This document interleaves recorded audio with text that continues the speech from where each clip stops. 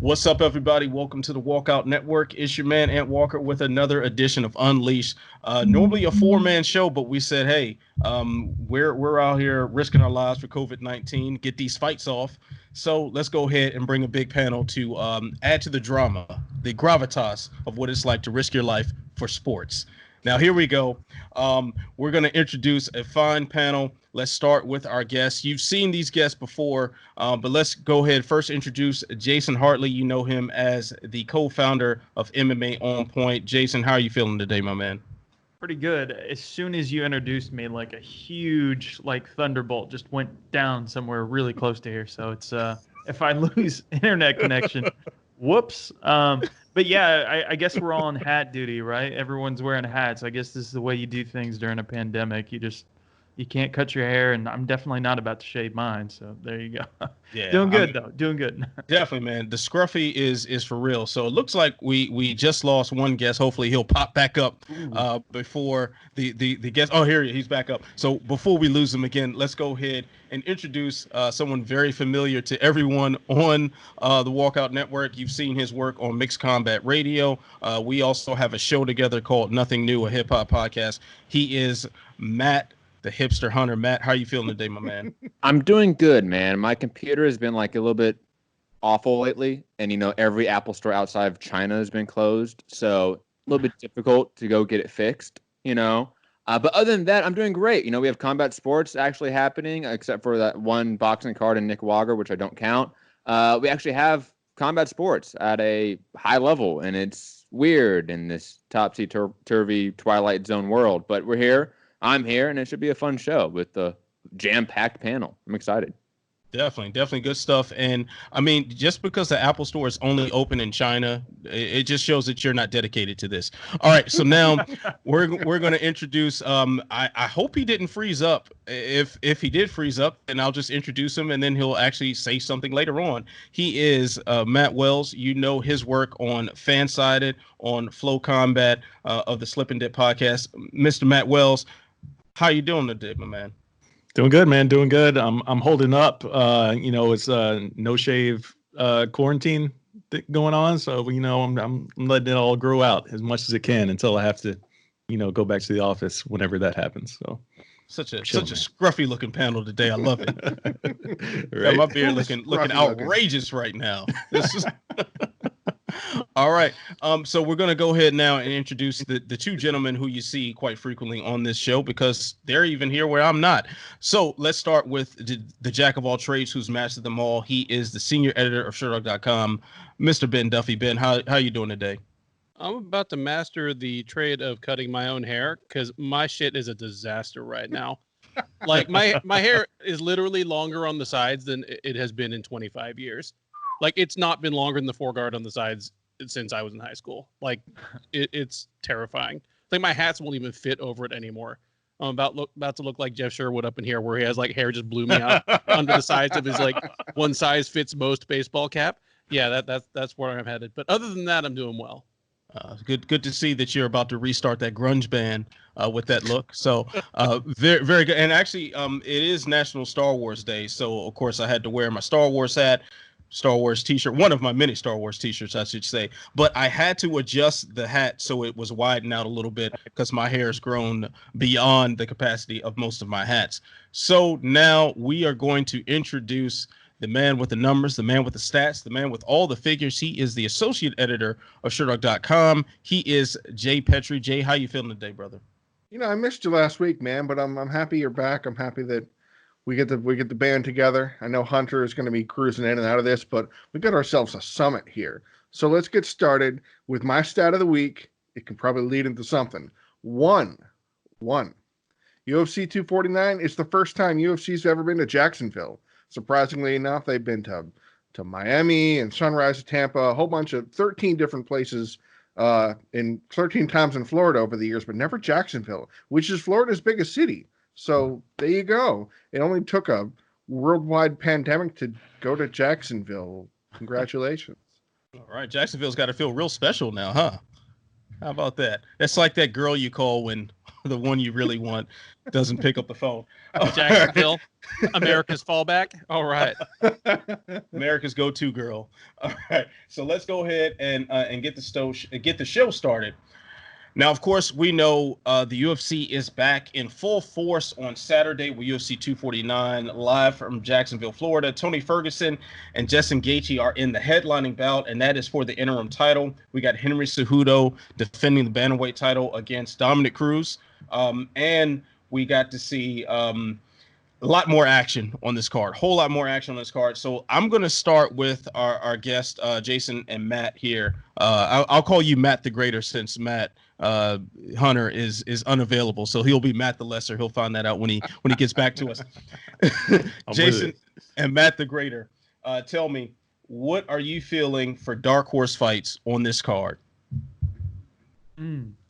Yeah, it's so stacked from top to bottom. That's kind of a tough one. For some reason, I didn't see that one coming. Yeah, maybe Uriah Hall versus Jacare Souza. Maybe that's a fun one there. So it's kind of the classic, well, I mean, you would say that, but Souza's got knockouts as well. So I think it could be really fun on the feet, but it could turn into a bad night just as quickly if it goes to the ground. So I could see that one being the dark horse fun fight of the card. And it could even turn into a fight of the night if it stays standing. All right.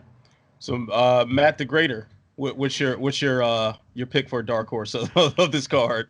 Well, I will say there's a lot to choose from. I mean, the whole card stacked top to bottom, like you said. The one I'm looking at that's going to be, I think, a lot of action and probably not make it out of the first round would be Luque and Price. That's the fight I'm looking forward to. I think, as far as undercards go.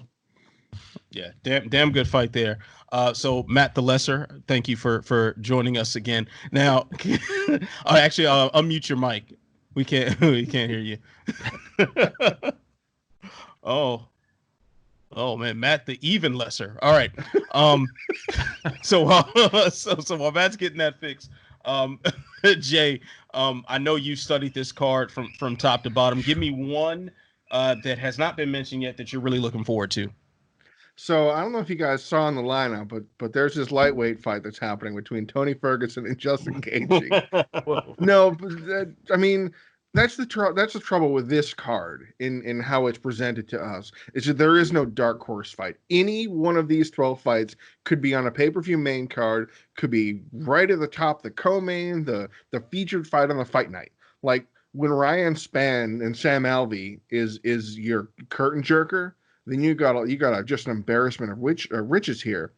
Luque Price has the potential. Luque Price 2 actually has the potential to be mayhem, and that's kind of the theme of this card. That you can look at these fights and go, something crazy is going to happen here. Something ridiculous is going to happen here. Oh my God, what's about to happen here? Verdum or Oleinik. Are they going to play the chess match? Is Oleinik going to try and set up an Ezekiel and Verdum? There's so many weird things. Is Greg Hardy going to get his face smashed off by Yorkin Castro? Every one of these has the potential to be just rip your hair out if you had any left and go, oh my God, what's going on here? Jeremy Stevens, Calvin Kattar is the fight of the night. You know what I mean? Just in terms of this lineup, it looks like the kind of card the UFC is going to give a couple fight of the night bonuses at the end of the night. Yeah, we'll see how loose they are with the purse strings when it comes bonus time. Hey Ben, what are you feeling as a dark horse pick for this card?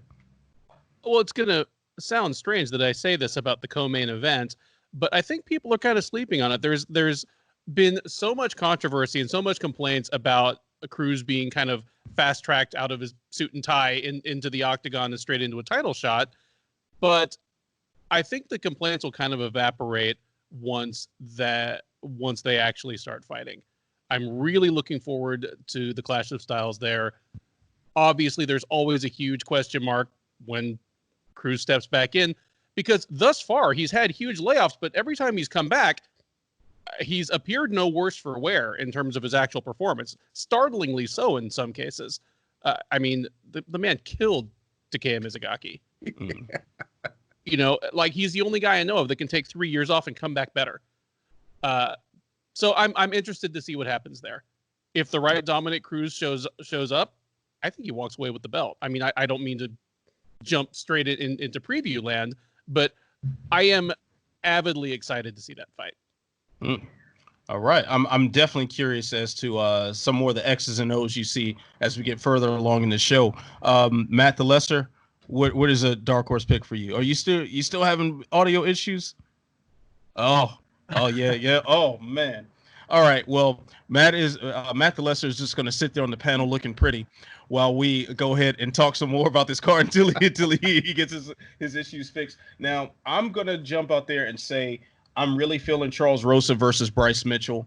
I think that has a lot of potential for multiple reasons. I think these are two guys who are coming up very fast in the featherweight division. It's one of those rare times where I think you have two solid prospects meeting each other on their way to the top, as opposed to kind of sifting through cannon fodder before they enter actual contendership. This should be an excellent fight. And if Bryce Mitchell wins, we're probably going to get treated to a great COVID-19 conspiracy theory post-fight speech, and that will end up being the highlight of the evening. So I think this is an exceptional card, as you pointed out earlier, Jay. A lot of these fights could headline a fight night card. A lot of them would be great on any sort of main card for a pay-per-view. I mean, we got the rematch between Donald Cerrone and Anthony Pettis on the prelims. That shows you how incredibly stacked this is. Uriah Hall, who's always a guy that gets featured in the main card spot because he has a tendency to do something exciting. He's buried deep on the prelims. Like there's a serious amount of weight being thrown at this card. Now, the next question I got to ask you, fellas, who's going to swing or miss on this one? UFC 249 is the best fight card that we've seen in years on paper. How many years are we talking? How many years back are we going? How many years do you want to go back? Let's just say all time. Let's say all time top five. Top five, sure. As far as like the best, I'm going to say no. UFC 200 holds that benchmark for me, just when you're going by name value, because obviously the card hasn't happened yet. UFC 200, I think the total was 9 current or former champions when that fight card happened. Right. So I just remember, I mean, I was fortunate enough to cover that event. I just remember Media Day being an absolute, S-storm, because it's like, I don't know how I'm going to use this 1 hour to get to everybody when everybody deserves attention. So UFC 200 is number one in my book for that. But this is filled with a lot of names that everybody seems to know. Not necessarily like the high level names, but solid names from beginning to end. So, all right. Yeah, that's something I'm curious about. There are also 9 former champions in major orgs like Invicta and Strikeforce too. But there are 9 that have held belts that are of any major substance, which is wild to think they're the former heavyweight champion is the 6th spot. And he's not that far removed. He had steroid issues, but okay, fine. He's back in a thrilling thing. You guys remember when Joe Rogan on the prelims, at the very end of the prelims, like on Fox Sports 1 or something, would get in the microphone and would freak out. His eyes would get real wide, and he'd freak out. You have to buy this card now. It's stacked from top to bottom. He could do that, and you wouldn't have buyer's remorse just from on paper. This is the kind of card you go, damn, oh, I wish the UFC, used to stack cards with all these big guys. Well, they're doing it now, and they're doing it possibly because they have a bunch of events and a bunch of high-level fights they're wanting to mush on there. I mean, how many fights are pulled from main events? Verdum was going to headline, I thought. Rosenstruck and Ngannou. Rosenstruck and Ngannou. Well. Yeah, I mean, there's headliners and former headliners that are just kind of spattered on the card. I'm going to swing to say this is the best card in years, maybe 2, maybe 3 on paper, just from what they're bringing to the table. But it's interesting to note that there's not a lot of star power in terms of selling And we're not going to, I'm sure we'll get into that later, but it's surprising how this is a card for us, guys that watch every card and know, the ins and outs of this and go, oh my God, can you believe Vicente Luque is fighting Nico Price again here in this card? And it's going to be a mess, that kind of thing. So I think it's that kind of card. This is almost making up for UFC 112. Almost. Oh, great. Now one thing that I'm really curious about here too, because you did mention the segment where Joe Rogan and Dana White would scream at each other, just to get you to get that last minute pay-per-view buy. Will social distancing prevent that from happening on this card? I need to see Dana White's vein in the middle of his forehead explode. I thought it was John Anik said that. I think it was John Anik that said that they're going to have to at least sit 6 feet apart. But most likely the commentators, all three of the commentators, are going to be on different sides of the cage. Wow. Right. That would be a disaster. Very interesting. Yeah, like that. Yeah. That sounds like a horrible idea as far as the flow of a show. And I mean, my very, very limited experience as a commentator. I called one show for Tachi Palace about 1.5 years, 2 years ago with Leslie Smith, and we sat right beside each other, and it was seamless. Although I sucked, it was seamless because we were sitting right there. We could pass notes to each other. We can, we could give eye contact. Pass something else to each other. Well, now we could pass something else to each other in this life. Yeah, but now I'm going to throw one out there that I think is better overall, and I'd say UFC 205. I think that was a better overall card on paper. You have some of the same names that diehard fans would like. For instance, Vicente Luque, Jeremy Stevens as well was on that card, but you had a lot of star power as well. I mean, you had Khabib Nurmagomedov and Michael Johnson on the prelims, and that was a very, very important fight. We knew that at the time. It isn't just something that we know is important now in retrospect. So I'll throw that out there as a card that on paper better than this. But as you said, this is a card that is clearly slanted toward the hardest of hardcore fans. Now, gentlemen, how about this though? Do you think the lack of sports has now elevated what this card looks like to us? Jason, I'll start with you. Yeah. So are you kind of moving into what you think it'll generate, or are you? You're killing my segues before we get there, man. I see you too experienced at this hosting thing. Because I'm tempted to answer it that way, but go ahead, man. Well, because the thing I just go back to is the UFC Brasilia card, because everybody was like, you know what, a bunch of these sports organizations are shutting their shit down, and everyone's gonna tune into this card, and it did the lowest numbers, 530,000 or something. Yeah, it's the number that I'd seen. I think the peak was like 672 for like the main event. But that's the lowest they've ever done. So I don't think there's necessarily anything to say that the numbers will be bigger. And I think a big part of that is they're still charging $65 freaking dollars for it. It's like, come on, guys. Like, we're in, I mean, if this isn't a huge recession, I don't know what one is. And there are so many people, it's like 3 million a week filing for unemployment, like new people. How many people are really going to be paying for this? They're going to knuckle up the cash to sign up for ESPN Plus if they haven't done that already, and then the $65. So for me, I'm not seeing this necessarily being the savior to American sports like the thought is. I think it's going to be that for the hardcores, and I think that's going to be like that for some of the people that still have expendable income, but that's not a lot of folks at this point in time. So since you said I could answer that, I'm going to actually go with a fairly low number, even though we've talked about how, beautiful this card is in a lot of ways, but also not necessarily having the selling number. I'm going to put it between 300 and 400K. I'd be surprised if it did more than that. All right. So Matt Hunter, while we got you back. Oh, yes, we can hear you. 'Tis a beautiful day. You have no idea what I just did to do this. I do it for you. Okay. I appreciate you, my man. All right, so we're jumping in now, talking about what we think UFC 249 is going to sell. I know you normally have some good insight on the pay-per-view sales in general through your work with boxing. So where do you think this is going to land as far as the sales mark? Well, there's a few things to sort of factor in when you equate what's going to happen here or sort of draw an opinion here. One, it's still the ESPN Plus paradigm, where we're not on, cable providers. We're not distributing it that way. So automatically the buy rate sort of ceiling does go down. It just does naturally. On top of that, regardless of the pandemic happening, regardless of no sports happening, if this was a pay-per-view on any given Saturday of the year, if sports were still going, would this be a hot ticket? Predominantly, no. It's Tony Ferguson, Justin Gaethje. These are two non-pay-per-view commodities and draws. So in theory, this shouldn't be a big event, honestly speaking. Even with the Henry Cejudo, Dominic Cruz addition to, it's not like Dominic Cruz was a big pay-per-view draw at any point in time. He did decent numbers with Uriah Faber, but that's it. That's honestly it.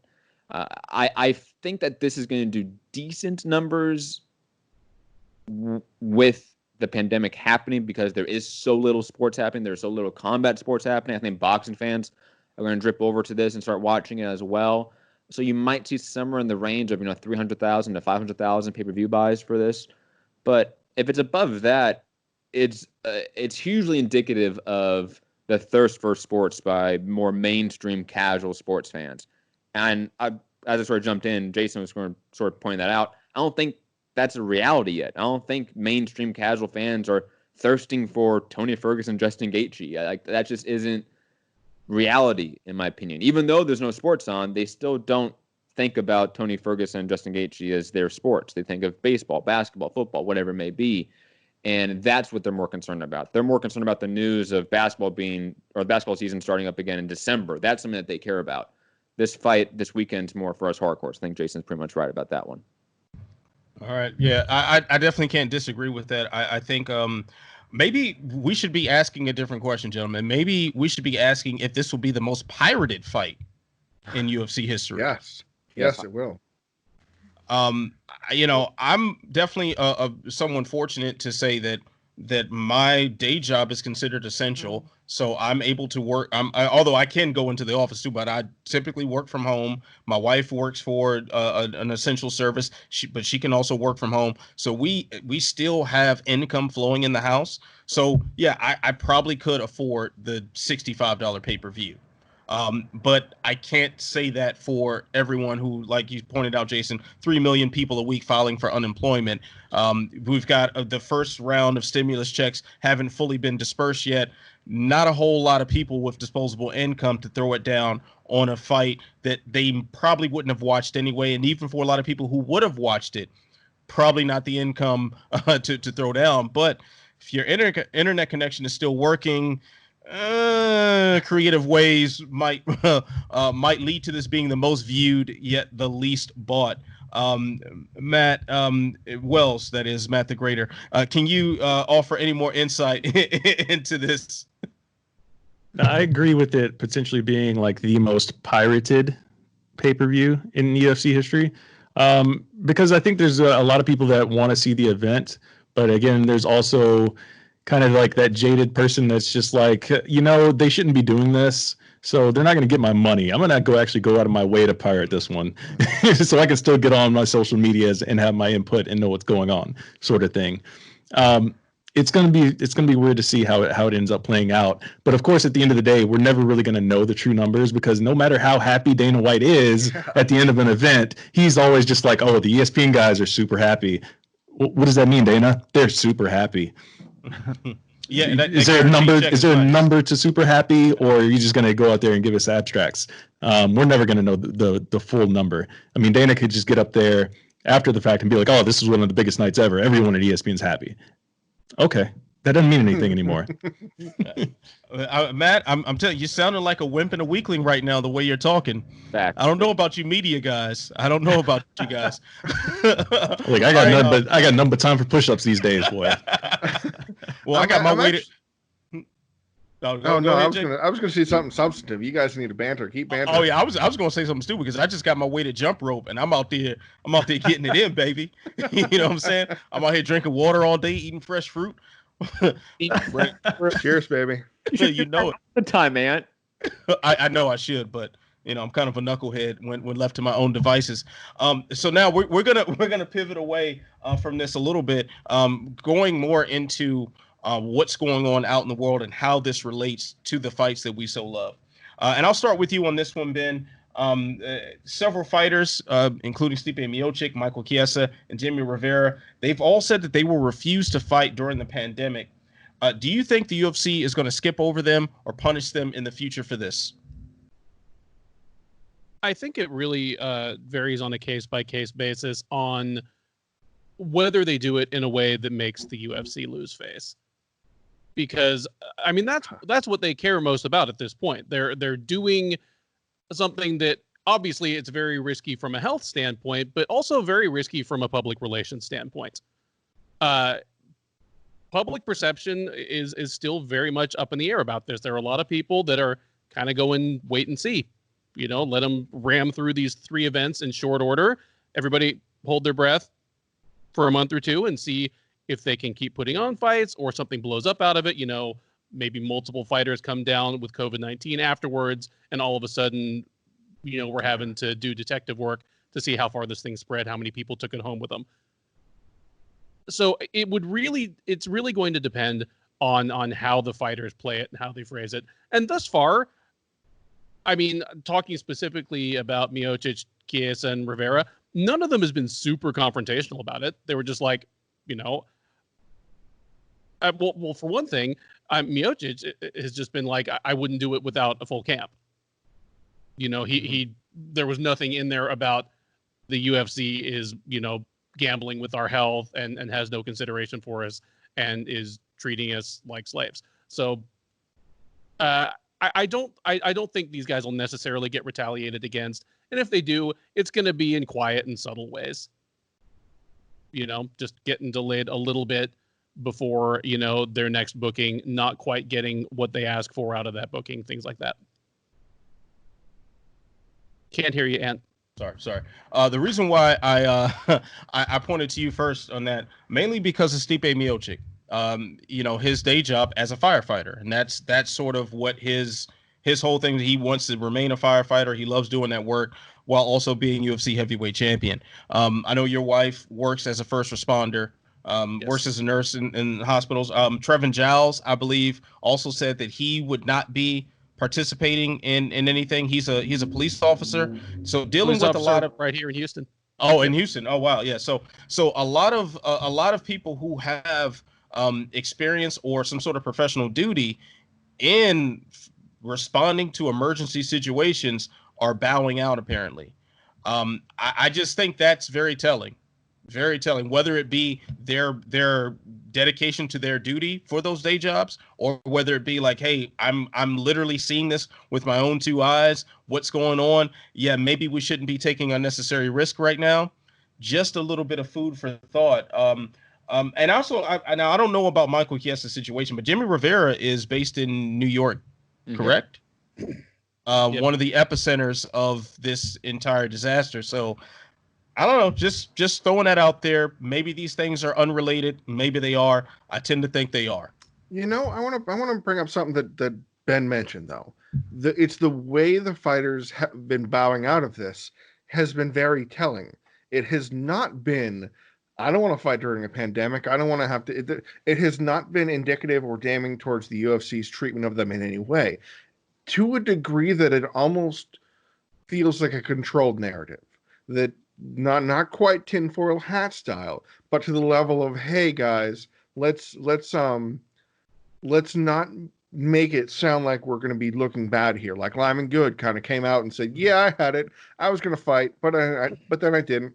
Like, it was very, like, the UFC was going to do it. Like, for all we had heard, that Lyman fighters Good, who trains with Jimmie Rivera. he trains with Jimmie Rivera and Tiger Schulman in New York. So, yeah, it has been that kind of, man, if I had a full training camp, if my gym were open, I'd do it. That's what Stipe said in his interview, that Strong Style's closed. So I can't get a training camp in, and my garage isn't going to do it for me. I'm the heavyweight champion. I'm not going to take a garage camp and fight, Francis Ngannou or something. So, yeah, it harkens back to what we've talked about before in the show, about the self-interest of the fighters and the I want to fight, I don't care, I have to fight, I'm going to fight as long as I'm able to fight. Which makes me think that the UFC will hold it over fighters' heads that refuse or are unable to do so. Not in an overt way, not in a stripping you of the title kind of way. Like, I did notice that the UFC actually poo-pooed the Ngannou Rosenstrike interim title. Like, that was a consideration, and UFC's like, no, we'll deal with that later. But Aljo Sterling, like almost a month ago, said, yeah, I'm not going to have a training camp. Sarah Longo, that whole situation isn't going to work. I'm probably not going to be able to take a fight. Big surprise, who's fighting for the bantamweight title? Is it Aljo Sterling? No. It's a guy who hasn't fought since 2016 when he lost. So I think that kind of thing can happen. That kind of slight retaliation, the skipped over on the rankings, that kind of situation. I mean, it will hurt some fighters just by the nature of the pandemic. Good point too. Aljamain Sterling also, I think his girlfriend had COVID-19. So Yes, she did. yeah, Matt the Lesser, that is. It looks like you were waiting to say something there, buddy. Well, I mean, the second Jay said control narrative, I mean, it's pretty obvious what's been happening post the pandemic and with the UFC trying to get the operations going. We've seen every major MMA manager come out and defend the UFC's antics and basically be their new PR department. We've seen fighters and those managers as well basically say to every media member, if you question this, we're not going to give you interviews. That's right. I mean, it definitely, control narrative is probably like the nice way to put it, and I'm going to just use that just for political correctness purposes. This is just gross behavior by the UFC, and it's really sad behavior by the fighters and their managers, and especially their managers, because they should be that third party that is defending their fighter against the promoter, against the network. That's the manager's inherent duty, is to have the fighter's best interests at heart. And it's been clear since day one of this pandemic, the managers do not care about the fighters. They care about their pockets. It's been clear since day one, the fighters do not care about their own well-being. They care about making their company overlords happy in the UFC because they're a monopsony. It's just, it's rather sad at this point. You know, when we talk about, fighters bowing out of fighting right now, what a perfect time to like gather together and, collectively bargain for rights as a employee base. Because that's what you guys are basically are at this point. That's how you guys behave. That's how you guys act. So you might as well get the rights from it. So, if you can't fight right now, go get some discussions going with your fellow fighters and get the ball moving. And Stipe Miocic, I'm assuming he is a part of the firemen's union. I'm assuming so. I'm assuming he pays union dues of some fashion. These are people that should be more proactive about bettering not only themselves, but future generations of fighters. And this is the perfect time to do that. Instead, we get this control narrative, as Jay said, from fighters and managers that are basically saying that to question the UFC's motives or practices is trying to hurt or damage the sport, when in fact we're trying to protect the fighters and the health and safety of people. That's what it is. Definitely good points there. I think there is a larger discussion that is being missed. I mean, there have been a couple of articles that I've seen. I think Mike Chiappetta dropped one today. Yep. I know I dropped one a couple of weeks back where it was just kind of like, where is the unionization effort now? This seems like a prime opportunity. It seems like a prime opportunity for fighters to look at one another and see similarities in all their struggles and say, hey, this is probably a good time for us to have some level of solidarity. Instead, we've seen a lot of people jumping up to volunteer to fight. I get it, but at the same time, this is sort of damaging against their own interests. So just interesting turn of events there. Jason, before we move on, anything you want to add to this? I love that Bjorn reference. That was great. I'm inclined to think that if we're talking about those specific cases, I don't think they're actually going to be punished in any kind of formal sense.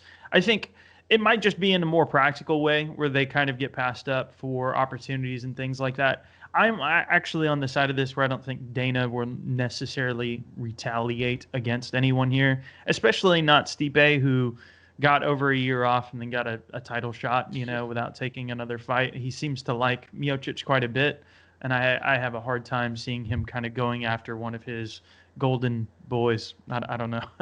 But I guess as far as that whole thing goes too, though, I also do think, just to add this, I think all of that is true, what you guys are kind of talking about, a control message.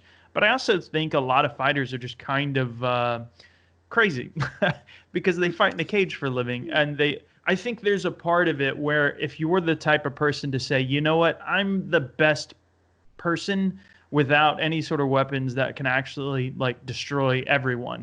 BJ Penn famously wanted to fight Randy Couture. We see fighters wanting to go outside of their weight classes all the time. Conor still thinks he can, fight at heavyweight. You hear this stuff all the time. So I think a lot of this is kind of bravado. And then especially when you think of somebody like Dominant MMA, where Ali trains with the guys, I think he still sees himself as a fighter in a lot of ways. Like he's trying to fight other managers, So, yeah, go ahead, man. I'll push back on that slightly because in boxing, we obviously see guys like Terrence Crawford, guys like Teofimo Lopez, prominent names basically go out there and say, we're not fighting unless A, we're back with fans in attendance, or B, we get paid more because there's no fans in attendance. Like, that's unquestionable in the UFC to see an undisputed champion, a multiple weight champion, and one of the best up-and-coming stars of the sport. It would be like Israel Adesanya and John Jones, even though that'd be a funny tandem, refusing to fight in this paradigm. Like, that would be massive.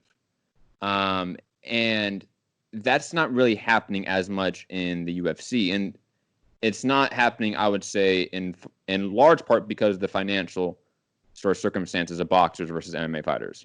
MMA fighters largely get a smaller chunk of the share of revenue versus boxers. Boxers get around 70% of the revenue, while MMA fighters or UFC fighters get around 20% of the revenue. I think that's part of it as well. Not only the craziness, because you're right, that there's an element to that. Like the Don Cerrone's of the world, he could be paid $10 million a fight. He would still go out there in RP. I absolutely believe that. You're right, on a case-by-case basis. But in a general monolithic perspective, there's a reason why in boxing you don't see this rush from fighters at the top level to fight again. You see them refusing to fight in this paradigm. And that's a little bit different in comparison to UFC top-level fighters. I think it was Michelle Watterson that she said something along the lines of, I don't think we're getting paid anymore for this. I don't expect to be getting hazard pay, so to speak, for taking a fight on this card. I wanted to fight and get paid. So that's that mentality. It's that crazy mentality of, dang, I didn't even think I could get paid more. I just want to hit somebody. Yeah. Think about the NBA players who were close to their playoff stretches, and how many of them are on Twitter begging to say, damn, everything going on in the world, I'm trying to dribble that ball. They are well paid right now. They are sitting fat and happy waiting for this to blow over. So I do think there's certainly an element of testosterone and bravado that goes into especially a fighter's mentality, if not just a professional athlete in general. But when you couple that with the finances, that is a recipe for irrational decision making. And as we know, fighters haven't always made the best decisions. I think we've talked about many of them on our own separate platforms and all together at different points. So let's move on slightly away from COVID-19. Let's talk a little bit about one championship, the house that Chatri built. Vitor Belfort will be making his debut for the organization. Strangely enough, he's fighting a guy who is 4-5 as an MMA fighter, who's a year older than him. I will say at least he looks like a comic book hero as well. But, I mean, what do we think about this level of matchmaking? What are we expecting from Vitor Belfort versus Alain Ngalani? I can't wait to watch this on Twitter. Yeah, pretty much. I'll jump in on that one. Actually, I don't really have a problem with it. I think it actually makes a lot of sense when you think about it. Vitor's not necessarily in his, kind of fighting prime, and I think a lot of people are left with that Lyoto Machida fight just kind of fresh in there. I mean, what is he? He won 1 out of his last Like 2 5 and fights. 7 and He had the one no contest in there, but where he got knocked out that in was a against TKO Kelvin as well. Gastelum. Yeah. So I don't actually really think it's that bad of matchmaking. And actually, just being the YouTube guy, of course, I looked this up before here. Ngalani has 1, 2, 3, 4. The top 4 videos on One Championships page. 10 million views, 7.6 million views, 7.3, and then 4.4 million are all due to Ngalani's direct, kind of involvement. Top 3 knockouts, it's just insane the kind of stuff that this guy does pull off when he happens to win. It does definitely help that he looks like a comic book hero. And I think what they're doing is they're doing popular matchmaking. They're doing the same thing that Bellator essentially did a couple years ago with Shamrock and, Hoist Gracie and Kimbo and all that kind of stuff. I think that's what's going on here. It's 2 big names, especially in that market, massive. And, I think it's more of a fun fight in their eyes. All right. It seems like every week there's something stupid, and I'm sorry, Jason, but I disagree to an extent that there's something stupid that One Championship is doing. Okay, yes, Vitor Belfort has had a very difficult run, like 2 and 7 and a no contest in his last 10, but he's been fighting world champions and title challengers and something like that. Have y'all seen him lately? He is TRT tour again. Like, he did an interview with Jason Burgos, and he's back again. He is no longer I don't know what's the word, depleted, I guess, due to age. Like, he's 43 going on 28. It's pretty impressive. Whether that translates to fighting ability, we'll see. Like, he could get out there and be jacked and then kind of chuck his way through it. But if you want to stay in the news One Championship, is this the right way to do it by having a comedy matchmaking? Like, I get it. There's like 8 fighters above 205 pounds on the One Championship roster.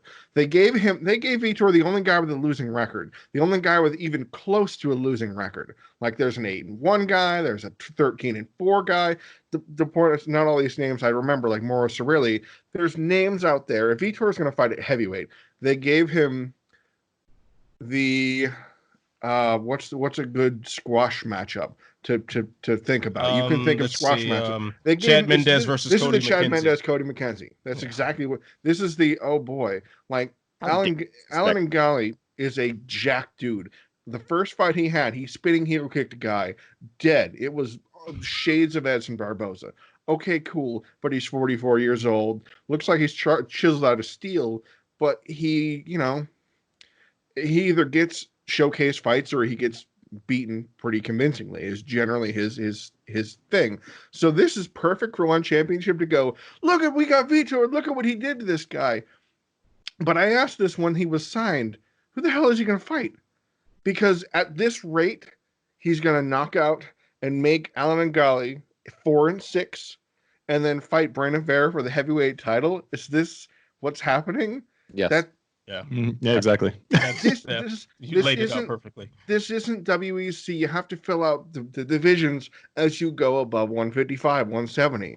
I don't understand why One Championship didn't sign other people. Tito Ortiz has nothing to do right now, and he's itching to do something. He's just recording cameo videos, and holy cow, he's making cameo videos. He's protesting in Huntington Beach as we speak. He's protesting, yeah. So there are guys out there that Vitor could slap around. But instead, we get a sub-500 showcase matchup that makes sense. As Hartley pointed out, it makes sense. He's a popular name. But then you look at the match and go, oh, boy. Well, I know what you did here. I see what you did here, One Championship. I'm okay with it, I guess. Like, I don't take a Vitor Belfort fight seriously much anymore. So it's just it is what it is. I was in Vegas when they announced that he was signed to One Championship, and they did the media day like a few hours later that had Rich Franklin and Misha Tate and DJ Eddie Alvarez and whatnot.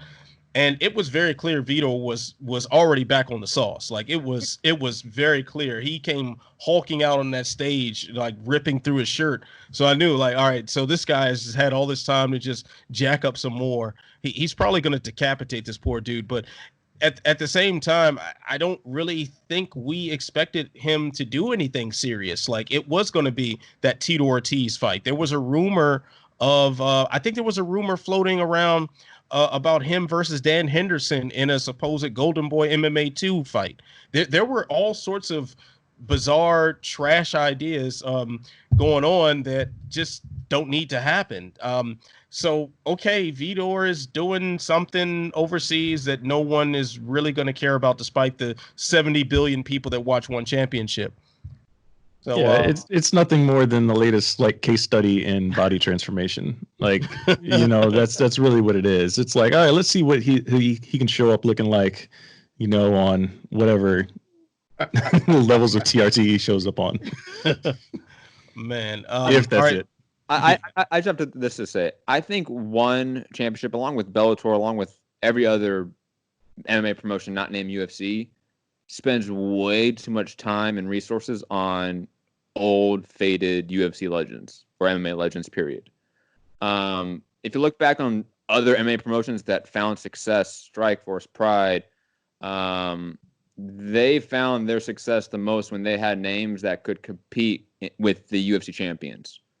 You know, you had Fedor in Pride. You had all these names. You had Vanderlei Silva in Pride, Dan Henderson in Pride, and Strikeforce. You had Jake Shields, Fedor again. You know, you had names that you would then go and say that guy could then go and beat the UFC champion. And like you pointed out, Jay, the one championship heavyweight is going to be Brandon Vera versus Vitor Belfort. You can't make a logical argument that winner is better than Stipe or DC. You just can't make that argument. And I think a lot of these promotions just sort of shoot themselves in the foot by spending way too many resources on fighters that don't give them anything. I would spend all this money on Vitor on 10 prospects in Asia that could be the next big guy. Mm-hmm. That's what I would do. I want to throw something else out there. I just remember reading it this morning. Frank Mir is interested in a rematch with one Brandon Vera. Yes. So, yeah. So talk about people that don't care about what happens next to them. Wow. Just had to throw it out there. In terms of fighting, I like Frank Mir a lot and his commentary and podcasting, but I don't care to see him fight in 2020. I just don't. Yeah, it's one of those things that just does not need to happen. Just no. All right, Ben. Anything you want to add before we skip along? I just want to just real quick dump on everybody who used the acronym TRT in the previous segment. It is not replacement if you have 5 times more of something than a human is supposed to have. Like, that is fucking artificial supplementation with what I assume is like ground up horses, like injected straight into his veins. But yeah, he's looking to be in rare physical form, and I can't wait to miss his next fight. Testosterone injection therapy just doesn't have the same feel to it, though. Yeah, Vitor Belfort at this point, it's like he was made from Cyberdyne Labs, but it's a whole nother story for you nerds out there. All right, so now we're gonna move on to the greatest segment title in all of media history. That is, I'm Not Surprised, Mr. Falcon. So we are going to share something in the news over the past week that was surprising to us. Jason. All right, Matt. All right, Matt, you first. What's your I'm Not Surprised, Mr. Falcon's moment this week? I just want to make sure I steal it before anyone else does. That Endeavor is in financial trouble. We all knew that shit. Every single one of us in the entertainment industry knew that Endeavor was in some financial issues and some trouble. And that's why they were pushing the UFC to have these events. Just want to say I was not surprised at that at all. Point that out. Didn't they just have the credit rating reduced again? Yeah, like yeah, they did. Yeah, pretty quickly too, because it got reduced. It got reduced like a couple of weeks ago, and it just reduced again, right? Yeah. All right, so Jim Cramer's probably having a heart attack. Sell. All right, Jason. So you were supposed to go first, but Matt the Lesser jumped in and stole your thunder. What is your I'm Not Surprised, Mr. Falcon's moment this week?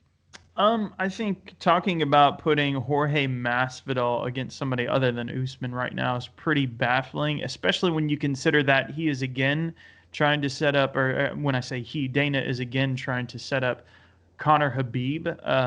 He's almost trying to angle this circumstance where the Tony Habib fight is off and saying he's afraid to put on the fight again and throw Conor in there. So what in the world does that mean for Jorge? And honestly, I don't really have a really good answer for that. Nothing really makes that much sense to me. Is he going to go up and fight Israel Adesanya or something? Because what could be bigger right now for him than Usman or Conor? So I'm honestly at a total loss on that one. Maybe somebody else has a hunch, but for me, that is a total surprise to me. Definitely a shocker to me as well. Matt, what is your I'm not surprised Mr. Falcons moment this week? My most surprising thing is that we're actually on Monday, soon to be Tuesday, and the fight card is still going off, apparently. So that's my most surprising thing. Considering all of the news, not to jump back into the world of COVID-19, because we're kind of, trying to get off of that, but it's very relevant in the fact that states are trying to open up everywhere, and we still see news articles coming out every day. Hey, numbers of cases are going up and up and up and up. The White House is preparing to release, I don't know if they released it today already, but they were about to release a document showing that their projections over the next month are numbers going up and up and up. Okay. And here we are opening up things like everything's back to normal. It just doesn't make any sense to me, but hey, what do I know? I don't get paid to, run events or run a country or anything. Or read. Yeah, or have common sense. I feel like the people against your argument just don't know how to read or something. I don't know what the deal is, yeah. They just really, really, really want tattoos. and haircuts. And massages. Right here. Yeah, and shooting people at Dollar General because they don't have a mask on. Right. I don't know how many of y'all saw that news story. Oh, but yeah, that was disgusting. Yeah. All right, Ben, what is your I'm not surprised Mr. Falcons moment this week? Well, mine, usually I throw out here something that I'm kind of sarcastically surprised by, but not really surprised. But I actually have one that I'm surprised about this week. An additional fight was added to the UFC Fight Night 171 lineup. That's the middle card, the one that's on the 13th. It bugs me that I can't just call all of these UFC Jacksonville, but I guess that would start to get confusing. A heavyweight fight was added between returning heavyweight Chase Sherman, who took a little jaunt into bare knuckle fighting, against the debuting Isaac Villanueva. Now, Isaac Villanueva, Ike, as he's known to most people, is based right here in Houston. He is the Fury Fighting Championship light heavyweight champion.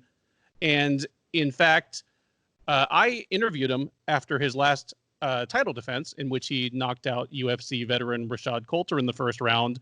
I interviewed him backstage, and he was talking about hoping to get a last-minute call-up to the UFC Houston event back in February. That didn't quite pan out, but he's kind of made it known and made himself available online. Also signed with Iridium Sports Agency, which is definitely grabbing up a lot of the talent here in Texas. But I am and was genuinely surprised that he got the call up and he's going to be fighting in the UFC in like a week and a half.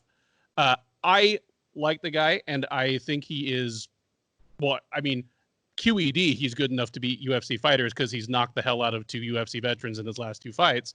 But he's 35 years old. He's 16-9, has kind of bounced back and forth between light heavyweight and heavyweight based on, what was available for him on the regional scene. He does not at all fit the mold of somebody who gets the call up to the UFC. So genuinely surprised. And now I'm really just kind of torn. I've talked ad nauseum on this show about how I feel about the UFC starting to run events again. And I've also talked about, all the just gaggles of fighters kind of raising their hand and saying, I'll fight on these cards, and I rather uncharitably called it a Twitter full of, I think, has-beens, wannabes, and never-weres. And now I'm in the uncomfortable position of somebody that I kind of consider a friend having benefited from that. So, for him as a person, I'm happy that he is literally making his live stream come true. You know, even though it is in a situation that I'm really not comfortable with. But now, I mean, if it's going to happen, I can't wait to see it happen, because if you're bringing in a 35-year-old light heavyweight who is 16-9 on 2 weeks' notice to fight Chase Sherman, he is clearly being brought in to be the other guy. And I think we might just have another surprise to talk about 2 weeks from now. Okay, Jay. So how about you share your I'm not surprised Mr. Falcons moment this week? So last week we had on Jason Burgos, one of our guests, and as one of his duties for Sherdog, he is a videographer and interviews a whole bunch of people. He interviewed Chuck Liddell. So that was a pretty good get. I'm proud he got that. And one of the things that Chuck Liddell said just really stuck with me. So Chuck had a very serious vertebrae neck injury going to the Tito fight. Okay, you can go, oh yeah, Tito has a cracked skull and Big Nog has a book of excuses and so on. You have that kind of thing going on, but then you think, oh, wait a second, I watched Chuck fight and he didn't look like he could walk. You know, the walk to the cage, I specifically said to somebody in the Sherdog Slack chat, ooh, I don't like the way he's hobbling to the cage. This doesn't look good. Like, this looks very unhealthy. Well, it turns out he had a major neck injury that, you know, affected his balance, his coordination. Okay, he's also in his late 40s and he's had a lot of, you know, punches to the head. How in the hell was he cleared to fight? This fight was in California. Okay, Golden Boy, I can understand Golden Boy may not have the best MMA medical staff. Okay, fine, you can look past that. But California State Athletic Commission is usually really on top of these things. And Chuck, what he said in the neurological test the commission gave him was that you stand on 1 foot, spread your arms apart, and touch your nose or whatever with one hand. The specifics are That's not a sobriety as important. test, Chuck. Yeah, okay. Point is, he did a very simple stand on 1 foot test, touch your nose with a hand or whatever, and he fell over. He wiped out. Yeah, definitely a sobriety test. How did the doctor not go, hey, You played yourself, Chuck. So what's happening there, Chuck? What are you doing, man? It sounds like Chuck is mixing up his stories. I think he actually did get a sobriety test. Very well thought it was that was the test before the Good Morning America interview. John Jones is like, oh, that's my neurologist too. So how did this happen? I can't figure out how this happened. Best case scenario, this was his sobriety test, and then he forgot that he passed the test later. But that's not good, because then he's got issues with memory, which means, you know, I don't know, all kinds of things going on, CTE, etc., etc. There's no happy end, which is why I'm so confused and surprised that, okay, we looked at this fight, Chuck versus Tito 3, you know, a combined age of like, I don't know, 90 something. And it was, ooh, this is not good. Chuck looks terrible. He's been retired since 2010. What is he doing fighting again? And he got smoked, and we were very sad about that.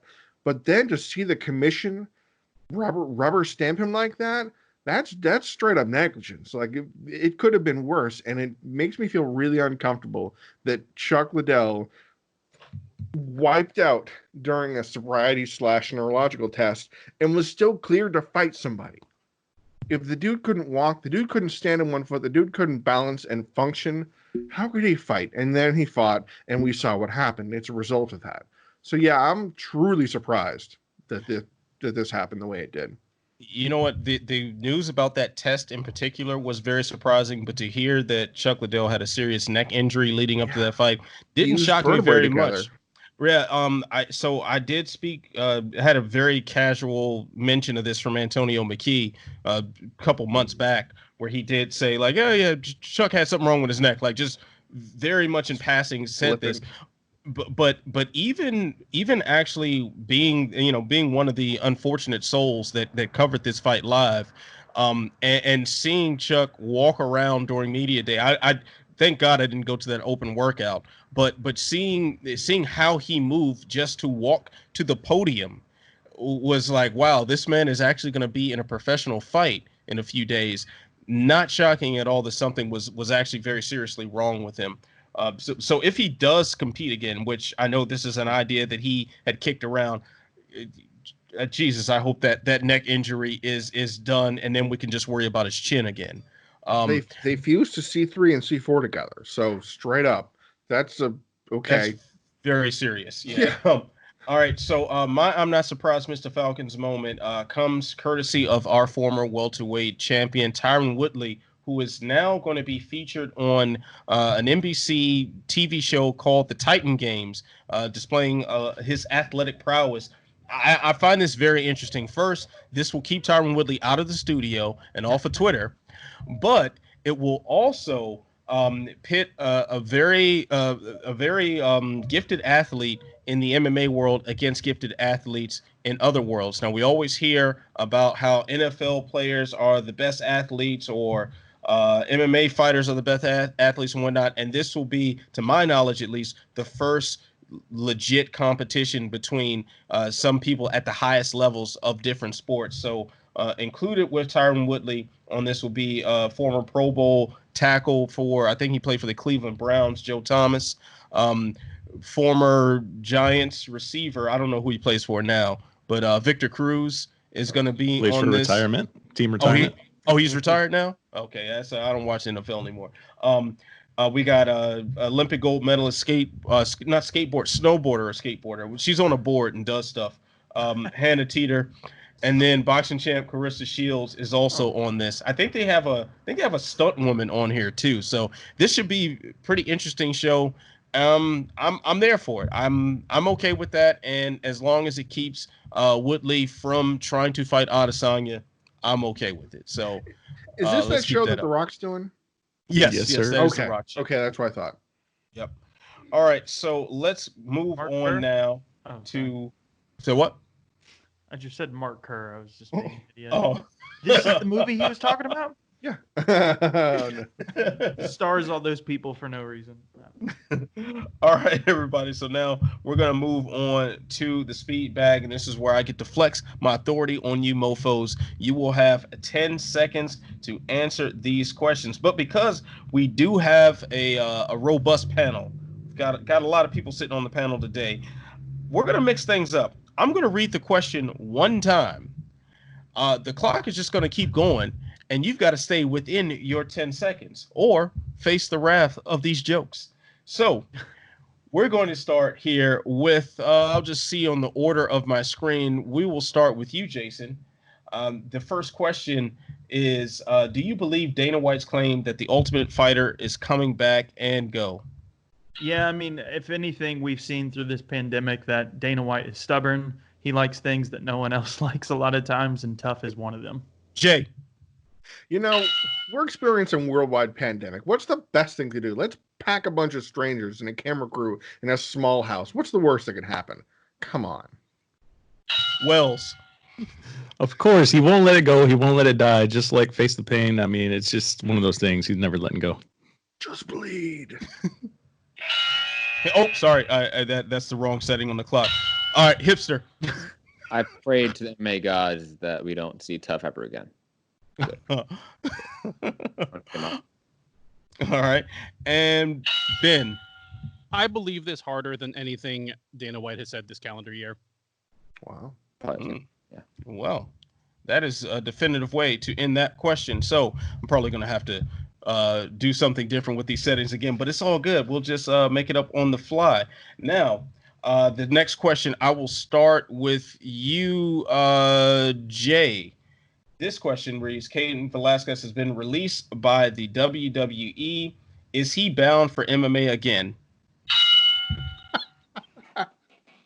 He is 37 going on 70. I don't want it.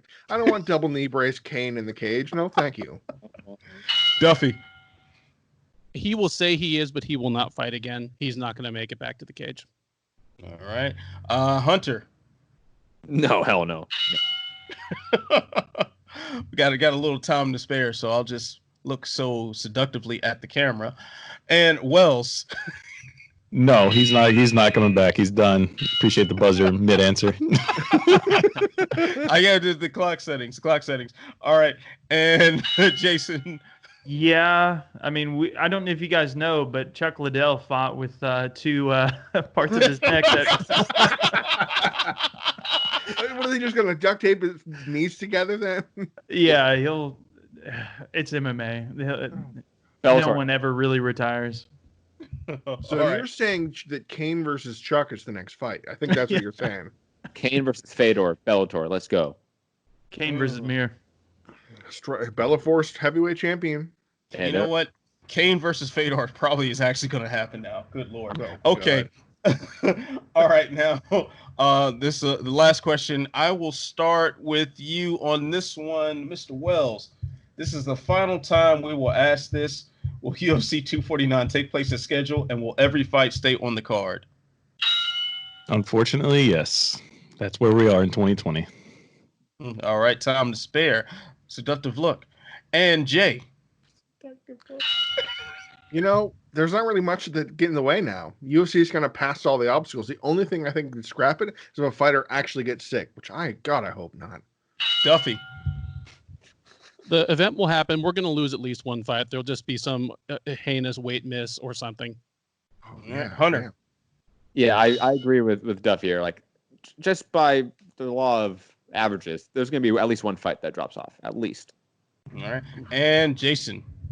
Yeah, it seems like all the hurdles are out of the way from a regulatory standpoint. The real question is, what does it look like for somebody weight cutting during this? Oh, God. Without regulation, there can be no hurdles. All right. So let's move on here now to my point where I get to answer all three questions with 30 seconds on the clock. The clock will start after I finish reading the first question. So, do I believe Dana White's claim that the Ultimate Fighter is coming back? Unfortunately, yes. I mean, he just won't let this dead horse just stay dead. The carcass is already rotted years ago. Why are we playing with the skeleton now? Cain Velasquez being released by the WWE. Is he bound for MMA again? I mean, I guess so. I mean, this is Golden Boy MMA 2 right here. Cain Velasquez coming back.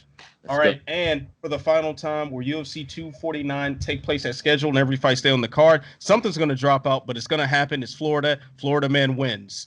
And there we go. All right, fellas. So now we'll wrap things up with just a quick personal thing for everybody as far as how we're going to enjoy watching or covering UFC 249. Jason, I'll start with you. I know you do a lot of post-fight work as far as the autopsy. I imagine that's going to take place for this card.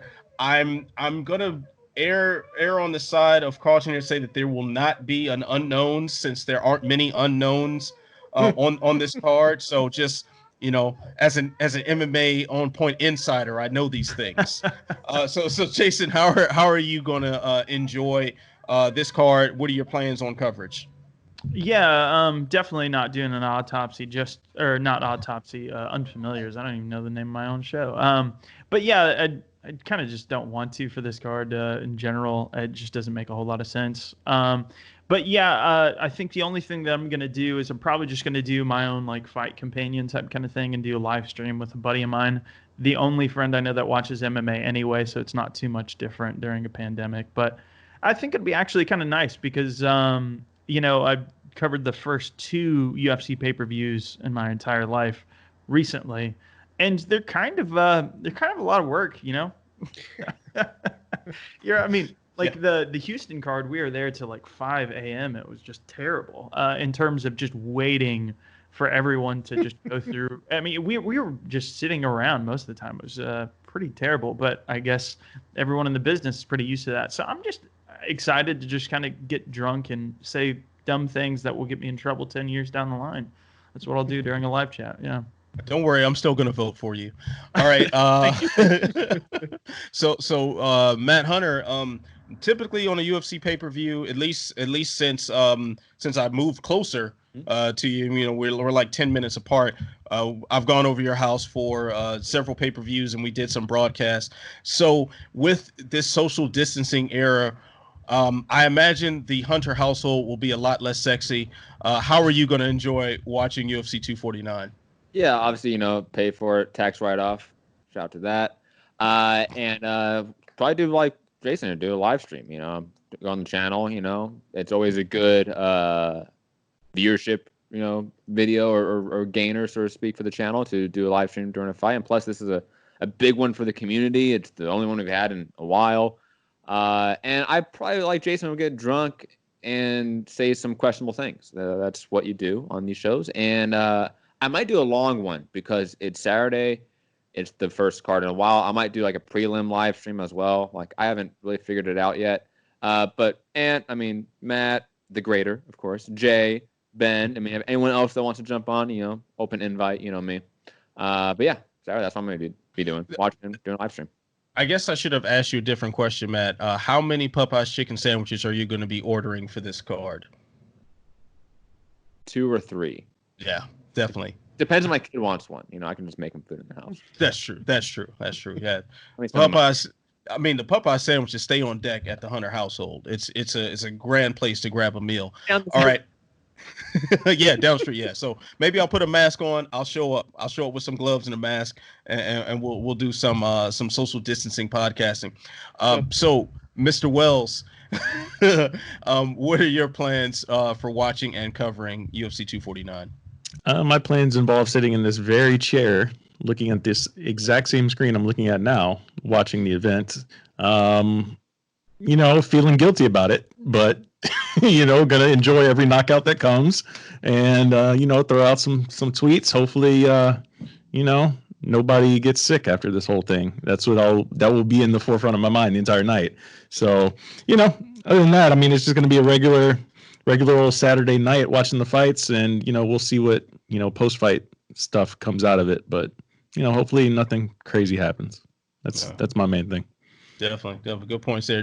Jay, I imagine you're going to be on play-by-play duty for this one. Yep, be running the Sherdog play-by-play. It's been a while. It's been since the Cage Warriors show, actually, because at 15 minutes before the show, we decided, all right, we're not going to have fights for a long time. I don't know most of these fighters. I haven't had time to do prep or research to get anything on them. Let's run a damn play-by-play. And we did, and we nailed it, kind of. And it was fun, and it was interesting. And the only drag was the main event. Darren Stewart, Bartosz Fabinski was a drag, but that's not the point. I'm looking forward to it. I'm looking forward to that rhythm again, the feel, the flow. It's been 56 days since we've had a UFC card as of that. So that's not nothing. Would I prefer this to doing nothing? Well, hell yes, I would.